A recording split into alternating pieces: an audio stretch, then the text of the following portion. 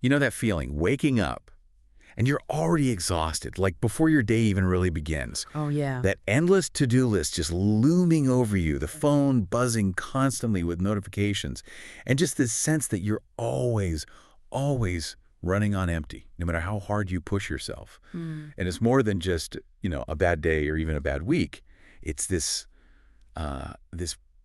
pervasive sense of dread almost, like you're utterly depleted. Yeah. You might be wondering, is this just stress? Or is it something, I don't know, deeper, more insidious maybe? That's the key question, isn't it? When I first started noticing this pattern, in myself and hearing it from others, I just thought, we have to talk about this. Absolutely. It's so widespread. So today, that's exactly what we're doing. We're taking a really deep dive into something so many of us experience, but maybe don't fully get. Workplace burnout. We're going to unpack its hidden signs, look into its roots, which are surprisingly complex, actually. Some things might genuinely surprise you. Yeah, the causes aren't always obvious. And most importantly, we want to arm you with some real actionable strategies. Well, Things you can actually do to reclaim your energy, your focus, and, well, your peace. practical steps. That's crucial. Yeah, this isn't just theory. We're talking about real shifts you can potentially make, like right now. And what's fascinating here is that burnout isn't just about working really hard. That's a common misconception. Right. It's not just long hours. Not solely, no. It's more like this slow erosion of our well-being, a subtle leaching away of our vital energy. And it often goes unnoticed, until it's become a pretty significant challenge, a real undeniable problem. Creeps up on you. Exactly. So we'll explore how recognizing those early signals is probably the most critical first step. Because as we've seen countless times, when burnout goes unchecked, it just gradually strips away our sense of agency. Agency. Our joy, sometimes even our identity. It pushes us down this slippery slope towards, well, profound emotional and mental exhaustion. It's like a silent epidemic in many workplaces. So whether you're out there battling that chronic fatigue, the kind where sleep doesn't even seem to help. The unrefreshing sleep. Yeah. Or you're wrestling with this new kind of unsettling irritability, snapping more often. Little things get under your skin. Exactly. Or maybe you're just feeling utterly overwhelmed by the sheer demands of your job. Stick with us. Yeah, we've got insights to share. We're here to cut through the noise, bypass the superficial advice and give you those vital nuggets of knowledge, the stuff that can make a real tangible difference in your daily life. Actionable intelligence. And, yeah, we'll sprinkle in some surprising facts, promise, and just enough humor to keep you hooked because, hey, even serious topics deserve a little light, right? Definitely helps. Okay, so let's start right at the foundation. We often throw around the term burnout and stress, almost like they mean the same thing. Right, interchangeably. But they're really distinct, aren't they? Stress, that can be temporary, right? Like that rush of adrenaline when you've got a deadline or some big challenge. Yeah, stress can even be motivating sometimes in short bursts. It gets you going. But burnout, that Yeah. feels like a completely different beast altogether. You mentioned it's a gradual process, not something that just hits you overnight. Precisely. You've absolutely hit on the key distinction there. While stress is often characterized by too many demands, too much pressure, right? Oh, yeah. And you feel maybe overly engaged, even agitated sometimes. Hyper-focused almost. Yeah, maybe. But burnout is defined by too little. It's this profound state of emotional, physical, and mental exhaustion, a feeling of being completely emptied out. Emptied out, that resonates. And you're right, it doesn't develop overnight. It's a slow burn. It accumulates over weeks, months, sometimes even years. Wow, years. And this gradual, almost imperceptible erosion. That's why it's become such a significant challenge in today's, relentlessly fast-paced, performance-driven world. It really is relentless. And we live in this culture of upward comparisons, don't we? We're constantly looking at others, measuring ourselves against people who, from the outside, seem to be achieving more, pushing harder, doing it all so effortlessly. The social media effect, partly. Absolutely. It's like we're perpetually scrolling through this curated highlight reel of everyone else's best moments, and that can leave us feeling, perpetually inadequate, like we're constantly falling short. Yeah, that pressure is immense. And then, to compound that, far too often, we find ourselves buried under this growing mountain of work, often with little to no real institutional support from our organization. Feeling alone with it. Exactly. It's a recipe for profound, prolonged depletion. Just wears you down. That makes total sense. Feeling like you're constantly playing catch up in this impossible race, especially when you feel like you're doing it totally alone. Mm. Yeah, Yeah. that is bound to lead to this kind of exhaustion. So that leads us to the really crucial question. Mm. Are you, listening right now, experiencing burnout? Many of us know the common signs, but let's just quickly confirm them and then maybe dig into the subtleties that make them so insidious. Good idea. What stands out to you from these common indicators? Do any of these really resonate with your own experience? It's a powerful question to ask yourself, honestly, because the subtle whispers of burnout often start long before they become a scream. Right. Catching it early. That's the key. The first, and maybe the most pervasive sign, is chronic fatigue. And this isn't just being tired after a long day. Wow. It's waking up exhausted even after what you thought was a full night's sleep. Your battery just never seems to recharge fully. Ugh, I know that feeling. It's that feeling of having this permanent cloud of weariness just hanging over you. Right. It signals that your body and mind really aren't recovering no matter how much rest you try to get. And that fatigue, Yeah. it can make everything else feel harder, right? Like, I know for me, after a really draining day, even something silly like a perpetually jammed printer can feel like a personal attack. Chuckles. Oh, absolutely. And that brings us perfectly to the next sign. Increased irritability. Ah, yes.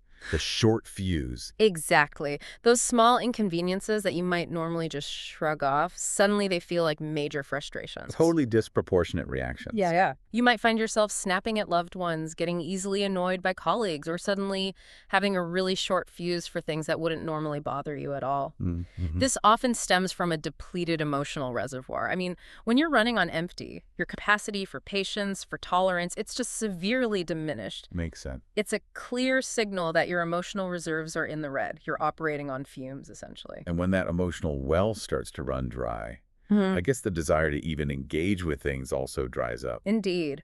A profound lack of motivation is another key sign. Tasks that once brought you satisfaction, maybe even joy. Yeah, things you used to love doing. Exactly. Those things you used to dive into with enthusiasm, now they just feel overwhelmingly pointless. Or like an impossible burden. The spark is just gone. That's worrying. It is. When your work, or even parts of your personal life, no longer ignite that intrinsic desire to engage, it suggests a deeper disconnect. A profound loss of engagement that goes way beyond simple boredom or just temporary disinterest. It's this dispiriting kind of apathy. And burnout can also show up in ways we might not immediately connect to our job, right? Like sometimes physically. That's spot on. Burnout can absolutely lead to tangible physical symptoms. We're talking persistent headaches, maybe various digestive issues, or noticeable changes in your sleep patterns and appetite. Your body is keeping score. Your body is quite literally screaming for help. It's trying to communicate the immense internal stress it's under. Think of it like your body's version of a warning light flashing on your car's dashboard. Check engine light for your soul. Chuckles, exactly. It's telling you something isn't right under the hood. You need to pay attention. And finally, a really heartbreaking symptom for many, isolation. Yes. This one is tough. You might find yourself withdrawing from friends, from family, from social obligations, even things you once genuinely enjoyed doing.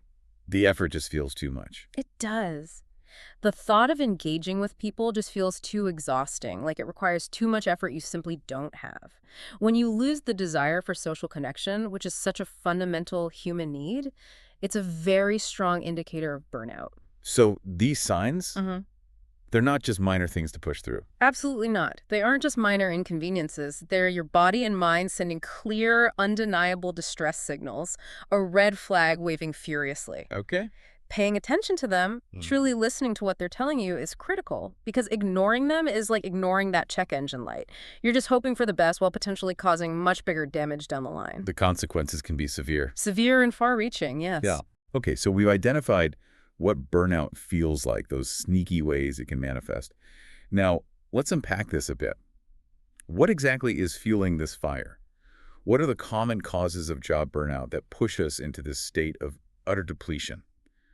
It seems like it's often a complex mix, right? Not just one thing. It absolutely is a confluence of factors, rarely just one single culprit. One major sort of foundational contributor is often a pervasive lack of control. Lack of control. Okay. This means not having much say in crucial aspects of your job. Things like your schedule, maybe the specific assignments you get, or the overall workload you're expected to handle. Feeling like you're just a cog. Exactly. It can also stem from lacking the necessary resources, whether that's the right tools, proper training, or even just enough time to do your work effectively. When you feel like you have no genuine agency over your output or your process, it's incredibly draining. Yeah, I could see that. It just chips away at your sense of autonomy, your sense of competence. That makes perfect sense. Feeling powerless over your day-to-day professional life. That's bound to be frustrating, demoralizing even. But beyond the sort of structural stuff, what about the human element? How do our interactions with colleagues and bosses feed into this? Great question. And what about when you're not even sure what's expected of you? That must be stressful. Ah, yes, the dreaded lack of clarity about what's expected. That is a huge factor. If you're constantly uncertain about what your boss expects or what your colleagues need from you, or even where your role truly ends and somebody else's begins. Yeah, where are the lines? Exactly. It creates this perpetual state of anxiety. You're never quite sure if you're doing a good job or even what good looks like in that context, and that actively erodes your sense of competence and confidence. Like trying to hit a moving target in the dark. That's a perfect analogy. Exhausting and ultimately demoralizing. And you're right, interpersonal dynamics at work can certainly make things exponentially worse. Conflicts with others can be incredibly draining. They can turn the workplace from ideally a collaborative environment into this sort of low-level battleground, whether you're dealing with, say, an office bully or feeling like coworkers are actively working against you, or maybe you have a micromanaging boss who's over-involved in every tiny detail. A micromanager? These conflicts just add immense job stress. They constantly deplete your emotional energy, leaving you feeling on edge all the time. And what's really fascinating, it may be counterintuitive for a lot of people, is that both extremes of workload, like whether you're totally drowning or you're bored to tears, both can actually lead to the same place. Yeah. Burnout. You're touching on a really interesting point there. It's like the Goldilocks principle of workload. Being overwhelmed by demands where you simply cannot keep up, feeling like you're constantly treading water. That's an obvious path to burnout, right? I don't think so. But conversely, being bored by a monotonous job that offers no challenge, no stimulation, no real opportunity for growth, that also requires excessive energy just to stay focused, just to stay engaged. Fighting the boredom. Exactly. When you're overwhelmed, you're fighting against the clock and the sheer volume. When you're underwhelmed, you're fighting against mental stagnation and that struggle to maintain engagement. Both scenarios are deeply fatiguing, just in different ways. Wow. Okay, so not too much, not too little. Feeling isolated often comes up as well. It's almost like this self-fulfilling prophecy with burnout, where the symptoms make you isolate yourself, and then the isolation fuels the burnout even more. Precisely.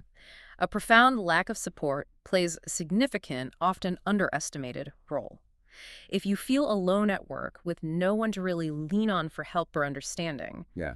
and then you maybe extend that feeling to a perceived lack of support in your personal life as well, that isolation can amplify stress and accelerate burnout dramatically. We need connection. Fundamentally, humans are social creatures. We thrive on connection and belonging. When those connections are absent or feel inadequate, it leaves this gaping hole in our emotional reserves, makes us much more vulnerable. And then there's the classic one, work-life balance. We hear about it all the time. It's almost a buzzword now. Chuckles. It is. But it's clearly a fundamental piece of this puzzle that we just can't ignore. It is perhaps the most commonly cited cause, and for good reason. Problems with work-life balance happen when your job consumes so much of your time and energy that you have absolutely nothing left. Nothing for your family, your friends, or even just for yourself. No time to recharge? No space for recovery, for joy, for maintaining an identity outside of work. This imbalance directly leaves that pervasive sense of being perpetually drained, like you're running on fumes constantly. It really makes you think. It does. And this raises an important question for all of us, I think. How much of what we perceive as our own individual failure or weakness, that feeling of I just can't handle this, is actually a symptom of systemic issues within our work environments? Right. It's not always just us. Exactly. These factors we've discussed, lack of control, unclear expectations, conflict, workload extremes, isolation, poor balance, they aren't just minor annoyances. They actively, relentlessly erode our emotional and mental well-being. They directly contribute to burnout. They just chip away at us piece by piece until we're left feeling utterly empty. So if you're experiencing these signs and these underlying causes are really hitting home for you, what does this all mean if you just do nothing? What's the true price of ignoring burnout? Because it's clearly not just about feeling a bit tired or stressed, is it? No, it's far, far more profound than that. The cost of unaddressed job burnout is incredibly steep. It impacts not just your professional life, but truly every single facet of your existence. If you do nothing, you'll likely find yourself feeling perpetually drained, just unable to cope with even minor stressors. Like your baseline resilience is just gone. Completely gone. It's like trying to run a marathon on an empty tank, endlessly, with no finish line even in sight. And this isn't just a mental state, it affects your entire physical being. And the consequences can be quite severe, Right. extending way beyond just how you feel mentally, Yeah. down to your actual physical health. Absolutely. You could experience severe sleep problems, for instance. Struggling to fall asleep, maybe stay asleep, or waking up feeling completely unrefreshed, just perpetually unrested no matter how long you were in bed. That feeds into everything else. It does. Emotionally, you might find yourself cycling through intense sadness, maybe anger, definitely irritability, often coupled with this general sense of not caring, a kind of chilling apathy that can be quite disturbing to experience. Disconnected. Very disconnected. And this profound emotional distress can tragically sometimes lead to increased reliance on alcohol or other substances as a coping mechanism, which only compounds the problem in the long run and creates whole new dependencies. A dangerous path. Extremely dangerous. And then there are the physical tolls, which are genuinely alarming. They affect your long-term health in really tangible ways. Okay, like what specifically? Well, neglecting burnout significantly increases your physical health risks. We're talking about a higher likelihood of developing serious chronic conditions. Things like heart disease, high blood pressure, type 2 diabetes. Wow, those are serious. Very serious. Furthermore, your immune system can become severely compromised. It makes you generally more susceptible to every passing illness, from the common cold to more serious infections. Your body's defenses are just down. You're just more vulnerable. Exactly. So if we connect this to the bigger picture, neglecting burnout doesn't just affect your work performance or your mood, it fundamentally impacts every facet of your life and your long-term health trajectory. It's not just about feeling bad. It's about tangible, measurable detriments to your physical and mental well-being that can have lasting, potentially irreversible consequences. It's truly a health crisis in slow motion for many people. Okay, this next part. When I first encountered this research on working hours, it really shifted my perspective. Because what's remarkable is that the relationship between how much you work and your mental health, it isn't a straight line at all. No, it's definitely not linear. It's actually U-shaped. And the science behind it is absolutely fascinating. For years, we've kind of had this simplistic idea, right? That more work equals more stress and worse mental health.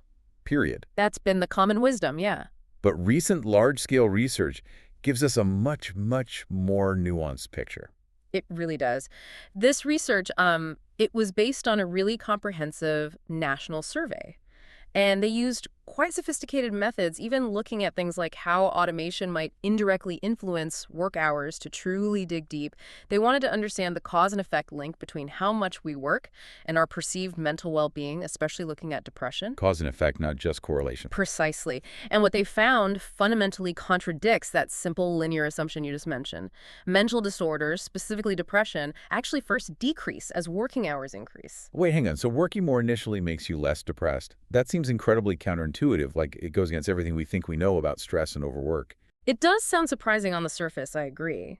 But it actually makes perfect sense when you consider the benefits that work provides, but only within a certain optimal range. Okay, explain that. Well, within that initial segment of the U-curve, say, going from not working or working very few hours up to a moderate amount, increased working hours can significantly boost an individual's sense of self-worth. Okay, feeling productive, valued? Exactly. You feel more productive, more valuable, more engaged, more purposeful. It can also help maintain moderate social interactions in a work setting, which prevents the kind of isolation that can really contribute to depression. Right, structure and connection. Yes. And of course, it usually leads to higher income, which can profoundly reduce financial stress and significantly improve overall life satisfaction and your access to resources, healthcare, better living conditions. All things that boost mental health. Absolutely. So up to a certain point, work provides structure, purpose, community, and financial security that are genuinely beneficial for mental health. So there's a sweet spot then, a kind of productive equilibrium where work actually enhances your well-being rather than detracting from it. That's exactly it. There's an optimal range. But if you push past that sweet spot, if you cross that invisible line on the U-curve, what happens then? That's where the U turns upwards. The study reveals a very specific turning point. After working more than approximately 48.688 hours per week, remarkably precise, isn't it? Wow, 48.688. That's But still thick. it is. After that point, further increases in working time lead to a positive relationship with depression, meaning beyond that threshold, your mental health actively starts to worsen. So more hours equals more depression after that point. Correct. And what's truly remarkable, almost an endorsement of existing standards, is that this turning point aligns almost perfectly with the International Labor Organization's ILO standard of a 48-hour working week. No kidding. The ILO standard. Yes. It effectively provides a robust scientific justification for that long-standing standard, but specifically from a mental health perspective. It suggests that, on average, beyond 48 hours, the mental health costs significantly outweigh any potential benefits we just discussed. Okay, so why the sharp decline after that peak? What's the mechanism driving that? Why does it suddenly turn detrimental after roughly 48 hours? Well, beyond this threshold, several critical factors really start to kick in and take a toll. Long working hours inevitably result in chronic fatigue and severe sleep deprivation.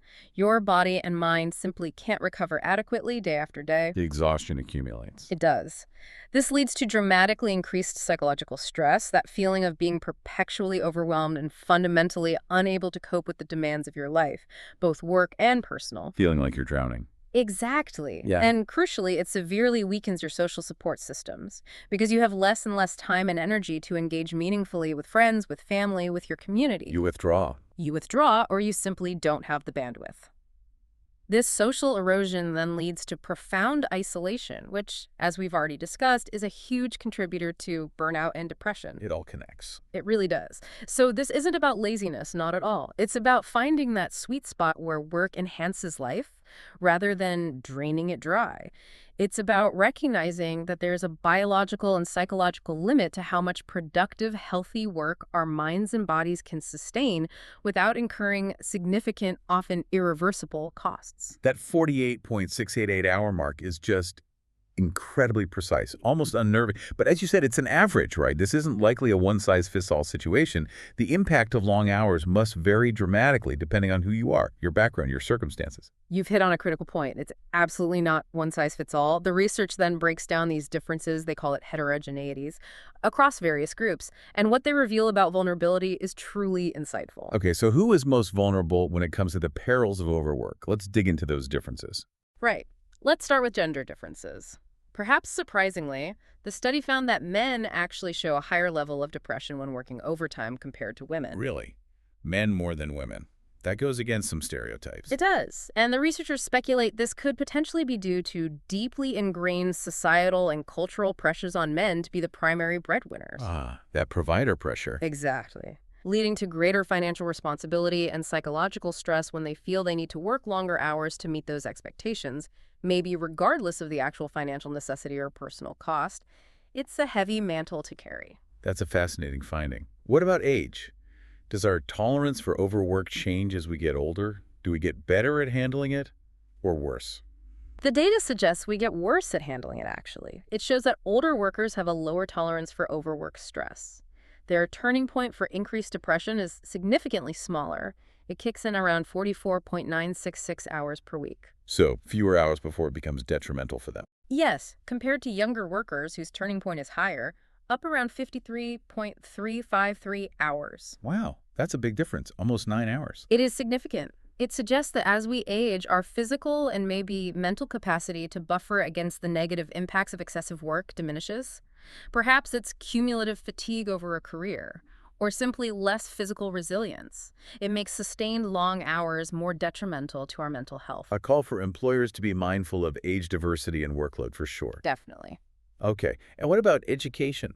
Does being highly educated offer some sort of protection, maybe better coping skills, or does it make you more susceptible? It's a bit of both, actually, which is quite interesting. Highly educated individuals seem to have a smaller turning point. They hit that depressive threshold at fewer hours than less educated individuals. So in that sense, they're more sensitive to working longer. Okay, more sensitive? Yeah. But is there an upside? Yes, here's the nuance. If they manage to stay below their optimal hours, their overall depression level is lower than less educated counterparts working similar optimal hours. Ah, This could be attributed to generally better working environments, maybe more autonomy in their roles, higher intrinsic job satisfaction when they're working within that optimal range, or perhaps they're just more tuned into their own well-being and have more agency to adjust their hours. So potentially more sensitive to overwork, but also maybe in jobs that are better for their mental health if the hours are managed correctly. Oh. Interesting. What about socioeconomic status? Does wealth act as a buffer? Can you just buy your way out of burnout? Well, not exactly buy your way out, but it certainly helps. For those with higher socioeconomic status, the research indicates they experience lower levels of depression even after exceeding those optimal working hours. So the negative impact is less severe for them. It appears so. This suggests that access to superior resources, whether that's better healthcare, childcare, more flexible support systems, the ability to delegate non-work tasks, or even just the privilege to choose less demanding work environments if needed. Like options. Options, exactly. And perhaps more effective social support networks. All these can act as significant buffers against the mental health toll of long hours. They simply have more tools, more resources at their disposal to mitigate the negative effects and recover more quickly. That's a powerful point about the privilege that comes with resources. Mm. Are there also regional differences or maybe differences based on migration status? Does that change the U-curve? Yes, quite notably. For rural residents, for example, the U-shaped curve is flatter, and that upward trend after the turning point is not prominent. It doesn't shoot up as sharply. Why might that be? The researchers suggest this could be linked to their potentially increased willingness to work more hours for higher income in certain economic structures, where maybe the immediate financial benefits are perceived to outweigh the mental health costs. Or perhaps there's just a different cultural expectation around work hours in rural settings that normalizes longer days. Okay. And migrants? Conversely, migrants and those with better overall baseline health status seem to demonstrate a greater tolerance to overwork. They experience lower perceived mental disorders even when exceeding the optimal working time. Higher resilience there. It could be higher baseline resilience, yes. Or perhaps different motivations and priorities for working, like supporting family back home, which can provide a powerful sense of purpose that acts as its own kind of buffer against the stress. Wow. It's clear that individual circumstances really do significantly alter this relationship between work hours and well-being. So thinking broadly now, for individuals and organizations alike, are there any bigger protective factors? Things beyond these specific demographics that can help soften the blow of overwork for everyone? Absolutely, and this is crucial for policy implications. The research highlights that robust labor protection and social security systems help to weaken mental disorders caused by overtime work. So strong safety nets matter. Immensely. This underscores the vital role of broader societal and organizational support systems, legal frameworks protecting workers' rights, access to healthcare, unemployment benefits. All these safety nets buffer individuals from the negative mental health impacts of overwork. It really puts the onus not just on the individual, but on the systems. Exactly. And it raises an important question for workplaces and policymakers everywhere. How can we acknowledge and effectively address these varied needs to foster healthier working conditions for everyone? Recognizing that a blanket policy, like just saying work 40 hours, might not serve all groups equally well. It's a complex puzzle, but one with really clear implications for population well-being. So we've explored the depth of burnout, the surprisingly nuanced science of overwork. Now the really crucial part, what can you, listening right now, actually do? Yep. Today, at your desk, maybe in your car on the commute, or even just sitting quietly in your head for a few minutes. How do you start finding that peace? And it seems like it begins fundamentally with mindfulness. Mindfulness is incredibly powerful, and the great thing is it's not some abstract, mystical concept you need years to master. It's a practical skill. Well, It's surprisingly easy to practice throughout your workday, and it can profoundly impact your well-being. It can make you happier, calmer, and significantly more focused. happier, calmer, more focused. Sounds good. Right. The core insight here is that mindfulness isn't really about doing more, but about being more present. It's about training your brain gently to find calm and clarity even amidst the chaos of modern life. Training your brain. I like that. So let's look at some practical ways to actually integrate it. Give us some concrete techniques, things we can literally try today. Okay, absolutely. First, there's something called mindful appreciation. This is a really simple exercise, but it's great for fostering contentment and gratitude, which are antidotes to that feeling of lack. Okay, how does it work? Just take a few minutes seriously, even just 2 or 3, to acknowledge things you normally take for granted. It could be anything. Your cozy comforter you left this morning, your car that reliably gets you where you need to go, your sweet cat waiting at home, or even something as simple as I don't know, the amazing space heater near your desk on a chilly day. The little things. The little things. Just pause. Think about these things, what they actually add to your life, and allow yourself to truly appreciate them. You can even briefly imagine life without them. This helps shift your perspective and feel more grateful, pulling you out of that deficit mindset, that feeling of not enough. That's a great way to start the day, maybe. Or even just reset during it if things get stressful. What about right in the moment, though? When things get hectic, when your mind starts racing a mile a minute? Then you want mindful breathing. This is your go-to portable calm button. It's a simple meditation technique you can do literally anywhere, right at your desk, in the bathroom stall, even during a short elevator ride. Okay, talk us through it. Just sit comfortably, maybe close your eyes if you can. Breathe in slowly through your nose, maybe for a count of 3 or 4 seconds. Then exhale slowly through your mouth, perhaps for a slightly longer count. The real key is to focus. Just on the breath. Exactly. Don't think about anything else except your breathing, the sensation of the air entering and leaving your body, maybe the rise and fall of your chest or abdomen. Now, when stray thoughts inevitably come into your mind, and they will, that's totally natural. Yeah, my mind wanders immediately. Everyone's does. Just acknowledge the thought without judgment, like, thinking, and then gently guide your focus back to your breath. Start with just 2 or 3 minutes. Maybe gradually build up to 5 or 10 minutes if you can. Use shorter sessions for quick resets during the day, and maybe longer ones to begin or end your workday. Okay, portable calm button. I like that. And we often hear about the importance of taking breaks. But how does that tie into mindfulness? Isn't it just about, stepping away from the computer screen for a bit? It's more than just stepping away. Your brain genuinely gets foggy when you're intensely focused on one task for too long without interruption. Taking breaks actually helps you maintain a state of mindfulness by giving your brain a little reset. A mental palate cleanser. Precisely. Even just a few minutes walking away from your desk, doing a quick stretch, looking out the window at something distant can help your brain digest information, maybe consolidate learning, and renew its focus. Those long, uninterrupted stretches of work can actually decrease your productivity and make you more prone to errors. Counterintuitive, but makes sense. So a short mindful break isn't a luxury, it's actually a strategic move to optimize your mental performance and your well-being. Think of it like hitting the refresh button on your internal browser. Okay, refresh button. Got it. Now, I'm definitely guilty of this next one. Rushing through tasks just to get to the next thing on the list, trying to clear the decks.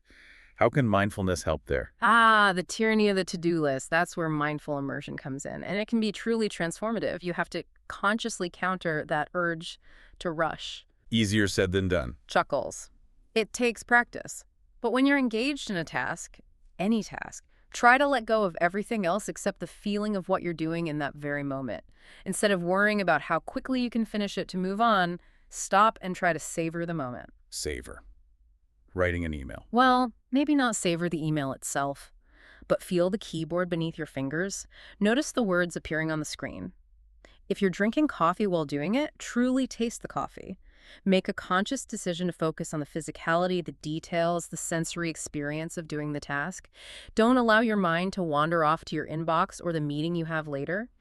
By truly immersing yourself, even in mundane tasks, you'll often feel more content, you'll actually do better quality work, and you'll significantly reduce your anxiety level because you're not mentally juggling 10 things. Okay, mindful immersion. Focus on the now. What about the constant push for multitasking? Everyone seems to expect it. Is that a friend or foe to mindfulness? Because it feels like the opposite. A definite foe. Mindful focus actively combats multitasking, and the research is clear. Multitasking actually increases your stress level and paradoxically reduces your ability to focus effectively. You make more errors, things take longer overall, and you get less done well. Wow, okay, so it's less efficient. Much less efficient. Your heart rate even increases when you're trying to multitask. The practice here is simple in concept, but profound in effect. Choose one activity and stick with it until it's done, or until a planned break. Push other distractions out of your mind. Stay on that one task, thinking only about what you're doing in the moment. This strengthens your concentration muscle, dramatically improves the quality of your work, and helps you appreciate the task itself more. It's about doing one thing well, rather than 5 things poorly. One thing well. Okay, these are great practical, in-the-moment techniques. What about more generalized mental attitudes, like shifts in perspective that mindfulness can help cultivate? That brings us to practice acceptance. This is a big one. It's just not realistic to try to go through life without feeling some negative emotions sometimes. We're human. Yeah. Stress happens. Frustration happens. Right, you can't just switch them off. Exactly. So when you're feeling stressed or upset, instead of fighting it or pushing it away or judging yourself harshly for feeling it, I shouldn't feel this way. Try deciding to simply accept the feelings you're having. Accept them. Doesn't that mean giving in? Not at all. Acceptance isn't about resignation or wallowing. It's about acknowledging the emotion without letting it completely consume you. It's like saying, okay, I feel stressed right now. That's what's happening. This acceptance actually allows your mind to then move towards a solution or coping strategy instead of just dwelling on the problem or fighting the feeling itself. It helps you return to a more content, proactive state much faster. Okay, acknowledge it, don't fight it. Oh, got it. And what about how we interact with others at work? That's such a huge source of stress for so many people, especially when there are miscommunications or conflicts. Indeed, mindfulness extends to our interactions too. A key skill here is to engage in active listening. This is vital for all areas of your life, not just the office, and it's a cornerstone of healthy relationships and therefore reduced stress. Active listening. What does that really mean in practice? It means giving your undivided attention. Put your phone away, make eye contact, nod, maybe smile at appropriate times to show you're engaged. But the crucial part is, listen to what the speaker is actually saying. Don't assume you already know their point before they finish, and definitely don't spend the time they're talking composing your witty response in your head. Chuckles. Guilty as charged sometimes. We all are. Resist that urge to interrupt or correct immediately. And try not to turn every conversation into an opportunity to talk about yourself. People can genuinely tell when you're truly listening versus just waiting for your turn to speak. It builds much stronger relationships, fosters trust, and significantly reduces stress caused by miscommunication and misunderstanding. That's huge. Yeah. Okay, finally, in our always-on, hyper-connected world, there's one more vital practice. It's often overlooked, maybe because it feels countercultural, but it could be the most impactful for some people. Ah, yes. You must mean mindfully unplugging. This is critical. We need to consciously disconnect from the constant barrage of distractions. The radio chatter, the TV news, the endless scrolling on our cell phones, the constant pinging of email notifications. The digital noise. Exactly. These constant demands on our attention, the buzzing and pinging, they can actually make us more impatient, more forgetful, and they add significantly to our cognitive load and stress level. Spending some time truly unplugged, even just for a mindful breathing exercise or a short walk without your phone, can dramatically boost your productivity when you do return and make you feel much more relaxed overall. It feels counterproductive not to be checking, but you're saying it's the opposite.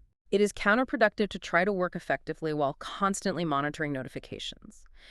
Try turning off the radio in the car on the way home from work. Just enjoy the silence, take the time to clear your head, focus on your breathing, maybe just the feeling of your hands on the steering wheel. Or try leaving your phone in another room for the first hour after you get home. Small steps. Small, intentional steps. These mindfulness practices, appreciation, breathing, breaks, immersion, focus, acceptance, listening, unplugging, they aren't just nice-to-haves. They are essential tools for mental agility. They are practices that literally retrain your brain to be present, to focus, and to calm itself, even amidst the everyday chaos. They allow you to regain control of your attention, which is maybe our most precious resource. Okay, so if mindfulness is our internal compass, helping us navigate the inner chaos and find calm, then boundaries, they must be our external shield, right? Our personal force field. They seem absolutely critical to preventing burnout. Why are they so profoundly important, especially in this modern work landscape where work seems to bleed into everything? They're absolutely fundamental. Boundaries protect your most valuable finite resources, your time and your energy. They allow you to reserve those resources for the things that truly matter most to you, whether that's your core work responsibilities, your well-being, your family, or your personal passions. Protecting your time and energy. Exactly. There was research published in the Journal of Organizational Behavior, I believe, which found that employees who reported having clearer boundaries between their work and personal lives, They were significantly less likely to ruminate or think about work outside of actual work They hours. could switch off. They could mentally disengage. Hmm. And this ability to create that clear separation, it acts as a really important buffer against stress. It prevents work from infiltrating and consuming your entire life 204/7. It's essentially about building a fortress around your personal peace and recovery time. Building a fortress. I like that image. So it's about drawing clear, intentional lines, not just kind of wishing things were different. What are the essential types of boundaries we really need to think about setting, maybe in different areas of our lives? Yeah, categorizing them can make them easier to identify where you might need them, and then easier to set and understand their impact. First, there's your mental boundary. Okay, mental. This is about deciding what you will and won't spend your precious mental energy thinking about. It involves actively choosing not to ruminate endlessly on work issues after hours or replaying negative interactions with a colleague over and over again. It's about guarding your mental space. Okay, choosing what thoughts to engage with. Precisely. Mhm. Then there's the crucial time boundary. This is about how much time you will give to specific tasks, to requests from others, and to other people's priorities. And crucially, when you will give that time. Saying no to late nights. Exactly. It's about saying no to staying late when you've already put in your contracted hours, or making a conscious choice not to check emails first thing in the morning or last thing at night, or definitely not on your day off, protecting your non-work time. I imagine emotional boundaries are a particularly tough one for many people, especially if you're naturally empathetic or maybe work in a helping profession. It seems so easy to just absorb everyone else's problems. They are perhaps one of the most challenging to define and maintain effectively. Emotional boundaries define the extent to which you take on other people's emotional burdens or feel responsible for their feelings. Okay. It's about offering support, kindness, and empathy, which are wonderful things, but without becoming completely drained or overwhelmed yourself by their problems. It's knowing where their emotional baggage ends and where your responsibility begins, or rather, where it doesn't. Knowing your limits, then there are Yeah. more tangible ones. Yes. We have material boundaries. This covers how, when, or even if you use your own personal property or finances for work purposes. Like buying your own pens. Chuckles. Could be pens. Or not supplying your own office stationery consistently. Not paying for client lunches out of your own pocket if it's clearly a company expense. Or refusing to use your personal phone for work calls extensively without reimbursement or a company phone. Protecting your wallet and possessions. And personal space. Yeah. That's vital for just feeling comfortable and safe at work, but maybe often overlooked. Yes. Your physical boundary defines your personal space, who is and isn't allowed in it, and in what ways people are allowed to physically interact with you. It's about respecting your own comfort zone, your personal bubble in the workplace, and maintaining it. Right. And conversations, too. Absolutely. There's the conversational boundary. This dictates the topics you will and won't engage in at work, or maybe the time you will and won't engage in certain conversations. This helps prevent you from getting pulled into unproductive gossip, endless political debates, or being forced to discuss personal matters you'd really rather keep private. Steering clear of the drama. Essentially, yes, protecting your focus and your peace. And the big one, the elusive yet absolutely critical home life boundary. It sounds so simple, Yeah. but it's often the first one to just crumble under pressure. This one is absolutely crucial for long-term well-being. It's about what you will and won't allow to interrupt your time with your friends or family. Protecting that sacred personal time, whether it's your evening meal together, weekend activities, your kids' bedtime routine, or your actual vacation time. This is where your identity outside of work gets to breathe and be nurtured. So important. Any others? Just a couple more key ones. There's the role boundary. This is about being really clear on what you will and won't do when delegating work to others, or maybe when others try to delegate to you inappropriately. It's about defining your core responsibilities and sticking to them, not taking on everyone else's monkeys. Not your circus, not your monkeys. Facts don't. Chuckles. Exactly. And finally, in this ever-connected digital age, the social media boundary is increasingly vital. Are you expected to use your own personal social media accounts for work promotion? If you're responsible for managing company social media, will you keep those apps on your personal phone, constantly blurring the lines between your personal and professional life? Setting clear rules around this is key. Wow. Okay. Thinking about boundaries in all those specific categories is really helpful. It gives you a framework. But knowing what boundaries are is one thing. Actually setting them in the moment when you're put on the spot by a boss or a colleague, that's another challenge entirely. It really is. That's where the rubber meets the road. So what does this all mean when you're actually faced with a request or a situation that pushes your limits? Can you give us some practical examples, like actual words we can use, what to say, and how to say it effectively, but also professionally? Absolutely. Having a few go-to phrases ready in your back pocket can make all the difference. It empowers you to respond thoughtfully rather than just reacting emotionally or giving in automatically. Okay, give us some scripts. Let's say you're going on holiday, time with family, but there's a risk someone might contact you about an important project.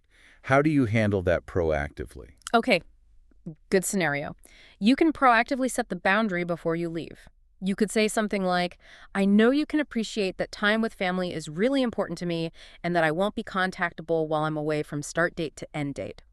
However, if you have any urgent questions about Project X during that time, my colleague Joe Blogs is fully up to speed and will be able to cover while I'm away. I've already briefed him on anything critical. Okay, that's clear, firm, but also helpful. It offers a solution. Exactly. You're stating your unavailability, but also showing responsibility by ensuring coverage. What about those incessant work WhatsApp group notifications? The ones that buzz late into evening or all weekend, constantly pulling you back into work mode when you're trying to relax. Ugh, the tyranny of the group chat. For those late night or weekend conversations, you can politely but firmly state in the group, maybe during work hours. Hey team, I find this group really helpful for solving problems quickly when I'm away from my desk during the day. Just wanted to let you know that during the evenings and weekends, to make sure I properly switch off and recharge, I'm going to be muting the notifications and generally ignoring the app. I'll definitely pick up the thread and catch up on anything I've missed when I'm back in work mode on Monday morning. Sets a clear expectation, models healthy behavior too. Precisely. And it normalizes switching off. Okay, here's a classic. The last-minute urgent request that lands on your desk at 4:55 p.m. on a Friday, right when you're about to leave, especially if you have a family commitment you absolutely cannot miss. That's a common pressure point. Oh yes, the Friday afternoon special. This tests your time boundary. You could say, okay, I understand this is urgent. I can definitely help you with this for the next hour, but just to let you know up front, I will need to leave promptly at 6 p.m. as I have an important non-negotiable family engagement to get to. So you offer help, but state the limit clearly. Exactly. You're demonstrating willingness to help within reasonable limits, but clearly stating your non-negotiable departure time. It shows commitment without sacrificing your personal life entirely. What if a colleague starts venting at you, going into a long, really emotionally draining monologue about their problems, but you're already feeling completely tapped out yourself, maybe at the end of a really long day? How do you protect your emotional capacity without seeming like a totally unsupportive jerk? That's a delicate one. You need to protect your emotional energy, and it's absolutely okay, even necessary, to do so. A kind but firm response could be something like, wow, I'm so sorry you're having such a hard time. I can really hear that you're struggling right now. However, just being honest, I don't think I have the emotional capacity to really process this fully with you right now. It's been the end of a very long day and I'm feeling quite exhausted myself. Could we perhaps pick this up tomorrow morning when I'm more refreshed and can give you my full attention? Or maybe would you prefer I suggest someone else in the team who might be in a better space to listen right now? Validates their feelings, but sets a clear boundary around your current capacity. Offers an alternative, too. Yes. Honesty delivered kindly is usually appreciated. Okay, what about those unspoken rules, those subtle pressures? Like maybe there's a culture of not claiming legitimate hospitality expenses, even if it's an expectation that you take clients out and you end up covering it out of your own pocket. Ah, the unwritten rules that cost you money. This hits your material boundaries and professional expectations. It's crucial not to let these drain your personal finances. You can state, perhaps to your manager or finance department, just to ensure proper accounting and fairness moving forward, I will be submitting claims for any lunches or dinners that I'm expected to have with prospective clients as part of my role. Alternatively, if that process is too cumbersome, perhaps the company could provide me with a company credit card or maybe arrange to pay the restaurant directly in advance for these specific client engagements. Puts the onus back on the company system, makes it professional. If exactly. It makes it clear you expect reimbursement for legitimate work-related expenses, shifting the burden back to the organization where it belongs. Okay, last one. For people in freelancing, consulting, creative fields, being asked to work for free or just pick your brain endlessly without compensation, that's a constant battle. How do you politely but firmly say, nope, not doing that for free, while still trying to maintain a professional relationship? Oh, this is incredibly important for self-worth and basic financial sustainability, especially for independent workers. You have several effective options, depending on the situation. You could ask directly, "Thank you for reaching out with this opportunity. Could you please confirm if this is a paid opportunity?" Puts the ball in their court. Yes. Or a more direct approach might be, "I really appreciate you thinking of me for this. It sounds interesting. However, I'm currently not taking on unpaid work at present, as my schedule is quite full with my existing paid projects." Clear and professional. Or if someone is trying to just pick your brain for free advice via DMs or email, you can offer a path to paid help. "I actually charge a flat fee for providing this kind of specialized advice, so I'm unable to answer detailed questions like this via direct messages. Here's a link to my calendar if you would like to book a paid consultation call with me where we can dive deeper." Channels it into your actual service offering. Precisely. My personal favorite, which combines appreciation with clarity, especially if it's like a request to speak at an event for free, is something like, "Thank you so much for reaching out to me and considering my expertise for your event. I'm genuinely flattered. I know you'll appreciate that as a professional in this field, I don't typically work for free. If you do manage to secure a budget for speakers for your event or project down the line, please don't hesitate to get back in touch. I'd potentially love to collaborate then." Polite, appreciative, but absolutely firm on the no free work boundary. Exactly. And all this really raises an important question for reflection, doesn't it? How often do we automatically say yes, maybe out of habit, or out of a fear of disappointing others or fear of conflict, rather than saying yes or no based on genuine intention and an honoring of our own capacity? That fear of saying no is powerful. It is.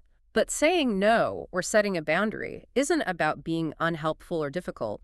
It's about honoring your own capacity, protecting your well-being, and ultimately ensuring you can actually show up effectively and sustainably for the things that truly matter in your life. It's a powerful act of self-preservation and self-respect. Okay, so beyond the boundaries are external shield and the in-the-moment mindfulness, our internal compass.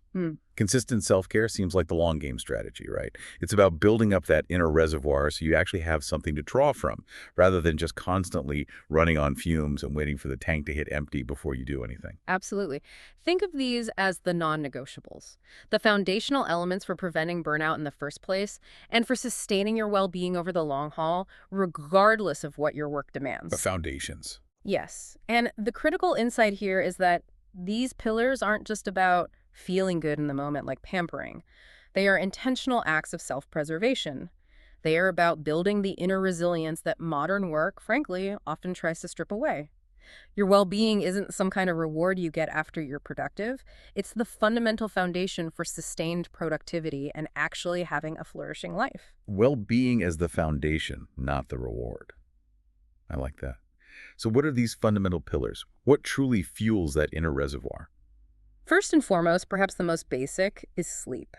We generally aim for 7 to 9 hours of quality rest per night. That's what most adults need for proper physical and cognitive recovery. The magic 7 to 9 hours. Right. But here's a crucial insight that often gets missed in the conversation. The consistency of your sleep hours and your bedtime is found to be just as important for our health, maybe even more so in some ways than the total number of hours slept. Consistency over quantity sometimes. Or at least equally important. Even if you find you can only realistically manage 6 or 7 hours each night, try really hard to make it the same 6 or 7 hours. Going to bed and waking up around the same time every day, yes, even on weekends, as much as possible. The weekend lion trap. Chuckles. Exactly. That regularity helps regulate your body's natural circadian rhythm, which is absolutely vital for mental clarity, mood regulation, energy levels, and overall physical health. It's like training your body to know when it's time to rest and recover and when it's time to be alert and active. Okay, so aim for enough sleep, but really prioritize consistency. Got it. And I know nutrition plays a huge role in our energy levels, beyond just avoiding that 3 p.m. slump. Absolutely. Nutrition plays a massive role in both our physical energy and our mood stability. Eating balanced meals, making sure you get a good mix of lean proteins, healthy fats, and fiber-rich carbohydrates helps to stabilize your blood sugar levels. Avoid this sugar roller coaster. Precisely. Stable blood sugar means stable energy levels throughout the day, and it significantly reduces irritability. Avoiding those drastic blood sugar swings can prevent those mid-afternoon energy crashes that leave you reaching for unhealthy coping mechanisms, like grabbing another sugary snack or too much caffeine, which just creates a vicious cycle. Think of your body as a high-performance vehicle. It needs the right kind of fuel to run well. Good fuel in, good energy out. Makes sense. And we all know exercise is important, but how does it specifically help with burnout and stress management? Is it just about physical fitness, or is there more to it? There's much more to it. Exercise is a powerful, often underutilized antidote to stress and a significant protector against burnout. Regular physical activity, and this doesn't mean you have to run marathons, even something as simple as a brisk 20-minute walk during your lunch break can significantly reduce stress hormones like cortisol. Burns off the stress hormones. Exactly. And at the same time, it boosts mood-enhancing neurotransmitters like endorphins and serotonin, those feel-good chemicals. Studies show that even getting around 5,000 steps a day is enough to help keep mild to moderate depression at bay for many people. 5,000 steps. That seems achievable. It really is for most people. It's not about becoming an elite athlete or hitting the gym hardcore every single day unless you love that. It's about consistent movement. Moving your body regularly helps manage stress, improves your overall physiological state, boosts your mood, and gives your mind a much-needed break from cognitive demands. It's like physically shaking out the stress from your system. Shake it out. Love it. And as we discussed earlier, isolation is both a common symptom and a cause of burnout, so maintaining strong social connections must be a crucial pillar of self-care too, right? Without a doubt, it's absolutely fundamental. Humans are wired for connection. Having a supportive network provides a profound sense of belonging, it buffers stress, and it helps lighten our emotional burdens. Knowing you're not alone. Exactly. So make an effort to reach out to loved ones, friends, family, people you trust and feel good around. Prevent that isolation from setting in because isolation can critically worsen burnout. Even just a quick phone call, sharing a meal, or having a brief, meaningful conversation with someone you trust can make a world of difference. It reminds you that you're not alone and that you have a support system and identity outside of your work role. So important to nurture those relationships. And finally, a big one that I think many people struggle with, especially when their job starts to consume their entire identity, that feeling that I am my job. How do we counter that? That's it. That's where cultivating hobbies and interests outside of work comes in. It is absolutely vital to have an identity, to have interests that exist completely independently of your job title or your employer. Something that's just for you. Exactly. Engage in activities that bring you genuine joy and fulfillment, things you do just because you want to. These are what positive psychologists sometimes call low-stakes flow states. Low-stakes flow states. Tell me more. These are activities where you get so completely immersed that time seems to disappear. They bring you genuine pleasure and require sustained focus, but crucially, without the high-stakes pressure of work deliverables or external expectations. Okay, examples. Think of things like painting, playing a musical instrument even badly, gardening, trying a new recipe just for fun, building model kits, learning a new language purely for interest, doing a puzzle, maybe a craft like knitting or woodworking, anything where you get absorbed. Getting lost in something enjoyable. Yes. When you are fully absorbed in something you love, something that's just for you literally don't have the mental bandwidth to worry about work emails or deadlines. It's a powerful mental escape hatch and a way to nourish your soul, to remind yourself you're more than just your job. And this reinforces that crucial mantra, and I really want you, listening, to say it with me, maybe even out loud if you can. Your job is not your identity. Your job is not your identity. It's such a powerful, necessary statement to internalize, isn't it? So, thinking about all these pillars, sleep, nutrition, exercise, connection, hobbies, what does this all mean for your ability to show up as your best self? Not just at work, but in your whole life. It means everything. These pillars aren't just about feeling good. They're about empowering you to function at your optimal level, physically and mentally. They're about protecting your core self, your energy, your spirit, from being completely consumed and depleted by the demands of life and work. They build that resilience we keep talking about. Okay, so we've covered mindfulness for inner calm, boundaries for external protection, and self-care for building our inner reservoir. Finally, let's touch on two crucial mental strategies that can really help redefine your relationship with work and significantly aid in preventing burnout. These are about internal shifts in perspective and also about leveraging your support network. Right. The first is about actively working to reframe your perspective. This takes conscious effort, but it can be incredibly powerful. Instead of automatically viewing tasks or challenges at work as inevitable burdens or threats, try to consciously look for ways to see them as opportunities. Opportunities, how so? Opportunities for growth, perhaps, for learning a new skill, or maybe an opportunity to contribute something meaningful, even in a small way. This is a subtle but really powerful shift in mindset.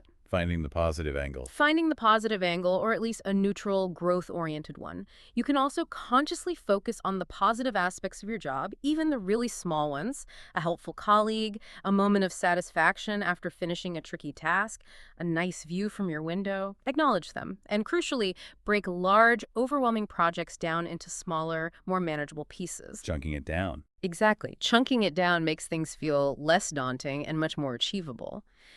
And then this part is key. Celebrate the small victories along the way.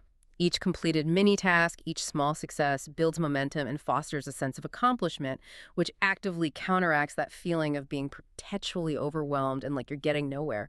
It's about cultivating an internal sense of progress and agency. Okay, so reframing, focusing on positives, breaking tasks down, celebrating small wins. That's about changing your internal narrative.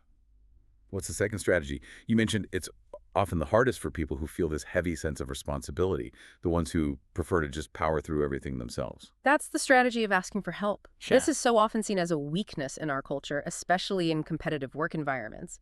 But it is, in fact, a profound strength. It shows self-awareness and resourcefulness. A strength, not a weakness. Okay. Absolutely. No one should ever feel like they have to handle everything entirely on their own. It's not sustainable, and it's not realistic.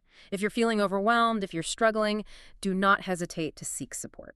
Where can people look for that support? It could mean seeking professional therapy or counseling, which can provide valuable tools and perspective. It could mean talking to a trusted colleague or mentor at work, leaning on friends and family outside of work, or utilizing employee assistance programs, EAPs if your workplace offers them.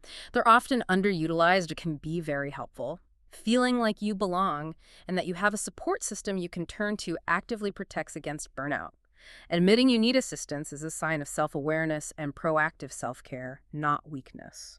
So important to remember that. And just on a practical day-to-day level, especially in our always-on culture, we really need to schedule in actual breaks, don't we? Like real breaks, not just eating lunch hunched over our keyboard while still typing. Oh, absolutely. You must consciously take breaks and disconnect. In this always-on culture, it's so easy to feel constantly connected and obligated to be responsive 24/7. You have to intentionally schedule what I sometimes call oasis moments throughout your day. Oasis moments, I like that. It means actually taking your lunch break away from your desk. Even if it's just to step outside for 10 minutes and breathe some fresh air, go for that short walk around the block we mentioned to clear your mind. And be really disciplined about setting boundaries for checking emails and work messages after hours seriously. The work will still be there in the morning, 99% of the time. The world won't end if you don't reply at 9 p.m. Exactly. And crucially, plan regular vacations or even just staycations. Don't just hoard your paid time off like a badge of honor. Use it to fully recharge, to properly step away from the demands and mental space of work, and to remember who you are outside of that job title. Use your vacation time. Revolutionary idea. Okay, and finally, connecting back to that sense of purpose and meaning, which can feel so elusive when you're feeling burned out and cynical, how can we maybe reignite that? Yes, this is about tapping back into motivation. Look for opportunities to shine, or maybe just opportunities to contribute in ways that feel meaningful to you. Feeling recognized and valued is essential fuel for preventing burnout and reigniting that inner spark. How do you find those opportunities? You might need to actively seek them out. Are there ways you can add unique value at work, maybe by taking on a small part of a new project that genuinely excites you? Or perhaps look outside work. Could you volunteer for a cause you really care about, even just for an hour a week? Or simply offer to help a struggling colleague with something you're good at. These actions can provide a renewed sense of meaning and purpose. Contributing and feeling appreciated. Exactly. Feeling appreciated for your efforts, including those that might be outside of your direct job description, goes a long, long way towards sustaining your energy and motivation. And here's a bonus tip. Make it a habit to take time to recognize others for their efforts too.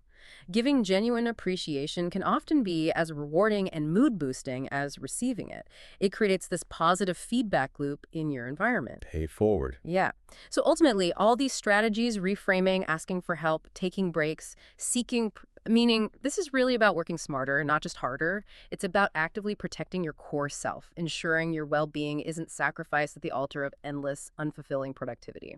Now, while a lot of this deep dive is rightly focused on individual action, what you can do to protect yourself, it's also absolutely critical to acknowledge that the systemic factors within our workplaces play a huge, often underestimated role in either causing or preventing burnout. That's a crucial point. It can't all be on the individual's shoulders. Right. And surprisingly, maybe technology, which sometimes feels like the very source of our constant connection and overwhelm, can actually be a powerful ally in preventing burnout if it's wielded correctly by organizations. That's absolutely true. It's not just about what individuals can do. It's about creating an ecosystem of support within the organization. And innovative digital tools, when they're thoughtfully implemented, can genuinely help organizations address this pressing issue of burnout. They can help create a more supportive, more humane work environment. Which ultimately benefits everyone. Exactly. It enhances productivity, fosters innovation, improves retention, and ultimately boosts profitability. These tools can help leaders recognize the early warning signs of burnout across teams, allowing them to intervene proactively rather than just reactively, after someone's already hit the wall. Okay, so how exactly does technology help in practice? What are some specific examples that go beyond just, say, basic project management software? Well, one key area is monitoring workload and time management more intelligently. As we discussed, overwhelming or poorly managed workloads are a primary contributor to burnout. Right, that lack of control and overload. Exactly. So, digital scheduling and sophisticated project management tools can assist teams in efficiently organizing tasks, setting much clearer priorities, and transparently tracking progress. But this isn't just for reporting upwards. It allows managers to actually visualize team capacity in real time. You see who's overloaded. Precisely. And then they can allocate tasks more strategically based on employees' actual skill sets, their current availability, even their location or time zone, preventing that undue burden that so often leads to burnout.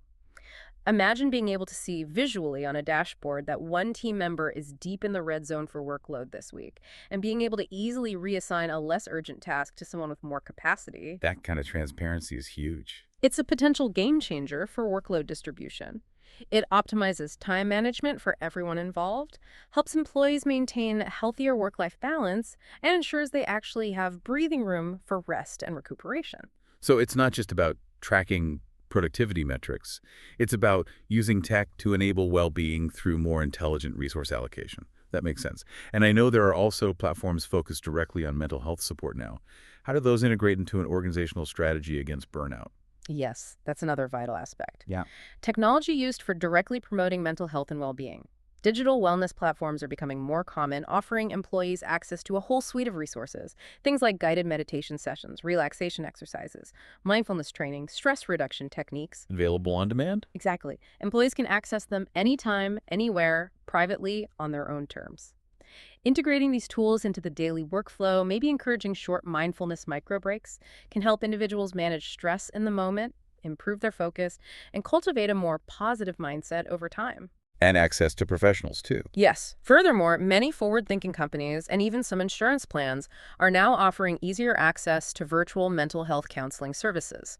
This allows employees to seek confidential professional support from therapists or counselors, removing significant barriers like travel time, needing to take time off work for appointments, scheduling conflicts, or even just the perceived stigma of walking into a therapist's office. Makes help more accessible. Much more accessible. These platforms ensure that mental health resources are not just theoretically available, but also genuinely accessible and hopefully increasingly destigmatized, fostering a culture where seeking help is seen as normal and supported.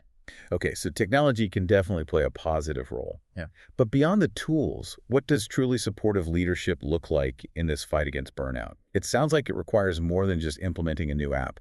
It needs a strategic, fundamental commitment from the very top down, right? Not just a once-a-year check-the-box wellness initiative. It absolutely has to be a strategic imperative. Preventing burnout isn't solely an individual burden, it's a shared responsibility. It requires intentional, proactive action and deep accountability from both employees and the organization's leadership. For leaders, it really starts with asking themselves some critical, maybe uncomfortable questions honestly and regularly to assess their current approach to addressing burnout-related challenges within their teams and the wider organization. This is where the rubber truly meets the road. Okay, like what sort of questions, what should leaders be asking themselves? Maybe their next leadership team meeting. Well, first and fundamentally, they must ask, Do we genuinely treat employee mental health and well-being as a strategic priority for this business? Strategic priority, not just an HR issue.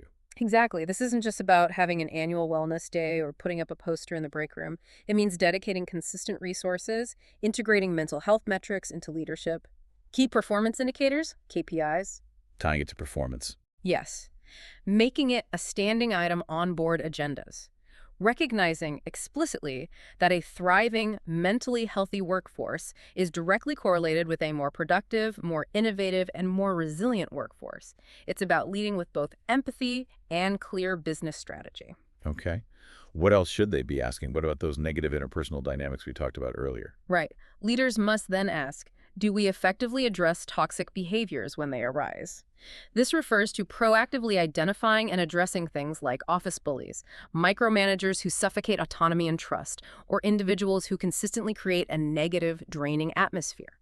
It means having clear policies against such behaviors and, crucially, consistently enforcing them. It requires creating a respectful, psychologically safe environment where conflicts are resolved constructively, not just allowed to fester and silently poison the well. Psychological safety. That's key. And fostering an environment where everyone feels like they belong, where they can actually grow. Absolutely crucial. Leaders need to ask, do we actively create inclusive work environments? An inclusive environment ensures everyone feels like they belong, that their unique voice is heard and valued, which is itself a powerful protective factor against burnout. It fosters that sense of psychological safety we just mentioned. And building on that, they must ask, do we truly enable individual growth? This means providing genuine opportunities for learning, for development, for skill acquisition, and for taking on new, engaging challenges, preventing that boredom and stagnation that, as we discussed, can also lead to burnout. It's about investing in your people's potential. And sustainable work practices. Yeah. That seems essential to avoiding that U-curve we talked about, preventing people from constantly hitting that breaking point. Indeed. So the question becomes, do we actively promote sustainable work? This ties directly back to that 48-hour-ish threshold we uncovered. Are leaders setting realistic expectations regarding working hours, overall workload, and the resources provided to do the job? Are they ensuring that employees aren't constantly pushed beyond their physiological and psychological limits just to keep up? This requires active monitoring and management, not just hopeful thinking or praising people for working themselves into the ground. And holding leaders accountable for this. Yes, that's the next critical question. Are we actually holding our leaders accountable for fostering these healthy environments? It's not enough to simply have nice policies on paper. Leaders, managers at all levels must be evaluated perhaps as part of their performance reviews on how well they cultivate a healthy work environment, manage workloads effectively, and support their teams to prevent burnout. Their ability to do this needs to be recognized and rewarded or addressed if they fail. Making it part of their job description, essentially. And tackling this stigma around mental health that still feels like such a huge, often invisible hurdle in many workplaces. So many people suffer in silence. It is perhaps the most pervasive cultural barrier we face in this area, so leaders must ask, are we effectively tackling the stigma around mental health in our workplace culture? This means actively creating a culture where it's not just acceptable, but genuinely encouraged for people to talk openly about mental health struggles, to ask for help without fear, and to take time off for mental well-being without facing judgment, career repercussions, or being labeled as weak or not committed. It's about normalizing the conversation from the top down. Normalizing vulnerability. Precisely. And finally, a practical question. Do our existing resources truly serve employee needs? Are the wellness platforms we offer, the employee assistance programs, the support systems we have in place, are they genuinely accessible? Are they relevant to the diverse needs of our workforce? And most importantly, are they actually used? Or do barriers still exist? Really evaluating effectiveness. Yes. Because if we connect all this to the bigger picture, companies that embrace digitization, not just for raw productivity tracking, but with an intentional focus on enabling employee well-being, and that prioritize these kinds of leadership commitments and accountability, they can dramatically boost employee engagement, satisfaction, and retention. This doesn't just improve employees' lives, which is reason enough, but it also leads directly to a more productive, more innovative, and ultimately a more profitable and sustainable organization. It truly is a win-win for everyone involved when done right. Wow. We have covered so much ground today. We journeyed through those subtle yet often devastating signs of burnout, from that deep chronic fatigue and maybe increased irritability, to that profound loss of motivation that can just strip away your joy in work and life. The key early warnings. We uncovered the surprising science behind optimal working hours, understanding that sweet spot around 48 hours for many, but variable before that U-shaped curve of depression really starts to kick in. And recognizing how much that threshold varies for different groups of people, reminding us there's no single, simple, one-size-fits-all solution here. That nuance is so important. Then we explore those powerful practical mindfulness techniques that you can use right now, today, to help calm your mind and focus your attention, even when chaos is swirling around you. Tools for inner peace. We learned how to set those essential boundaries, mental, time, emotional, physical, and more, to protect your personal energy and your space. And we armed you with specific, actionable words, those scripts you can use when you need to say no professionally and kindly, which is often so hard. Building that external shield. We saw how crucial both personal self-care is, things like consistent sleep, balanced nutrition, regular movement, and deliberately cultivating hobbies, and how robust organizational support, even through innovative technology and truly empathetic, accountable leadership, can make a world of difference. Individual and systemic approaches working together. It really feels like it's about recognizing the problem first, understanding its many complex layers, the personal, the scientific, the organizational, and then actively, intentionally building your own resilience toolkit, one step, one practice at a time. Beautifully summarized. And I think the key takeaway here is that the journey to preventing burnout or recovering from it, it's not about reaching some kind of static destination. It's not like you suddenly arrive at a place where you're cured of all stress forever, like you've landed on some blissful, stress-free island. Chuckles, if only. Right. Instead, it's much more about cultivating a continuous ongoing practice. A practice of self-awareness, really tuning in to those signals your body and mind are sending you. A practice of deep self-compassion, being kind to yourself when you're struggling, not beating yourself up. And a practice of consistent self-advocacy, using your voice to set those boundaries and ask for the support you need. A continuous practice. Yes. It's about regularly checking in with yourself, recognizing those early signals we talked about, and proactively applying the strategies we've discussed today, adapting them as needed.